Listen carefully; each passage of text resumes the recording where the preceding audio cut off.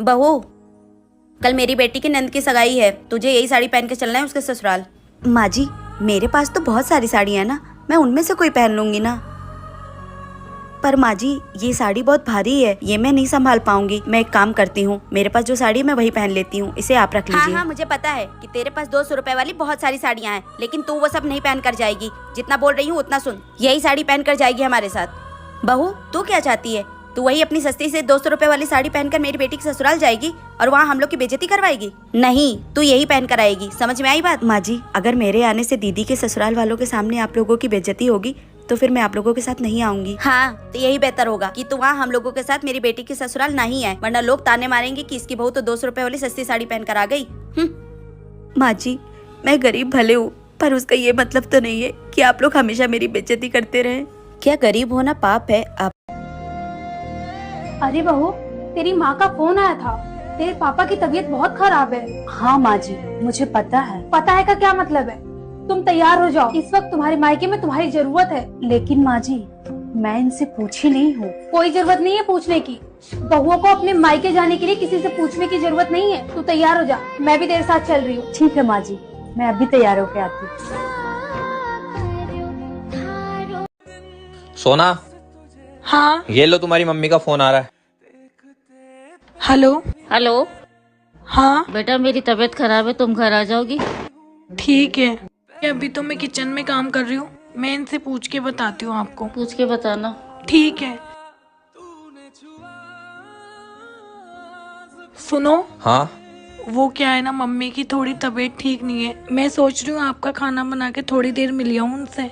तुम्हें इस चीज के लिए मुझसे पूछना पड़ेगा? और ये क्या है कि मैं खाना बना के चली जाऊंगी? हम साथ चल रहे हैं। मम्मी पापा के लिए तुम कभी ऐसे पूछोगी नहीं। तुम्हारा घर है, तुम जब मर्जी चाहो जब जा सकती हो। तुम्हारी माँ मेरी माँ है, समझे? आप खड़ी क्यों हो? बहू, कल मेरी बेटी की नंद की सगाई है, तुझे यही साड़ी पहन के चलना है उसके ससुराल। माँ जी, मेरे पास तो बहुत सारी साड़ियाँ हैं ना, मैं उनमें से कोई पहन लूंगी ना।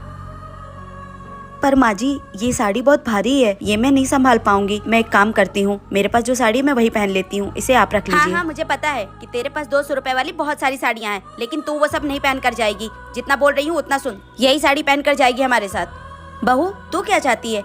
तू वही अपनी सस्ती से 200 रुपए वाली साड़ी पहनकर मेरी बेटी के ससुराल जाएगी और वहाँ हम लोग की बेइज्जती करवाएगी? नहीं, तू यही पहन कर आएगी। समझ में आई बात? माँ जी, अगर मेरे आने से दीदी के ससुराल वालों के सामने आप लोगों की बेइज्जती होगी तो फिर मैं आप लोगों के साथ नहीं आऊंगी। हाँ, तो यही बेहतर होगा कि तू वहाँ हम लोगों के साथ मेरी बेटी के ससुराल नहीं आए, वरना लोग ताने मारेंगे कि इसकी बहू तो 200 रुपए वाली सस्ती साड़ी पहन कर आ गई।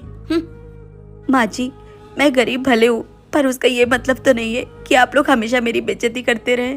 क्या गरीब होना पाप है? आप लोग इस बात से सहमत? ओ नो, एरिक आगे गिरा दिया तेने। सॉरी मम्मी जी, वो मैं बर्तन रख रही थी ना, तो जल्दी जल्दी में मेरे से फिसल गया वो। अच्छा, जान पूछ के तू गलती कर रही है और तू यूँ कह रही है कि गलती से टूट गए। तेरे हरामखोर बाप ने कुछ दहेज में तो दिया नहीं और नुकसान और कर रही है हमारो।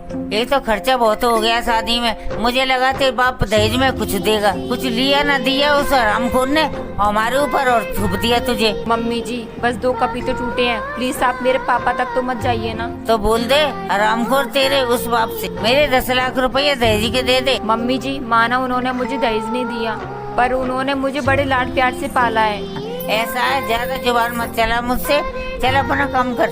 आई बड़ी माँ बाप की पच्छ लेने वाली। और सुन, इन कपन ने बीन के नहीं कूड़ेदान में फेंका और पैर में छिदयांग का।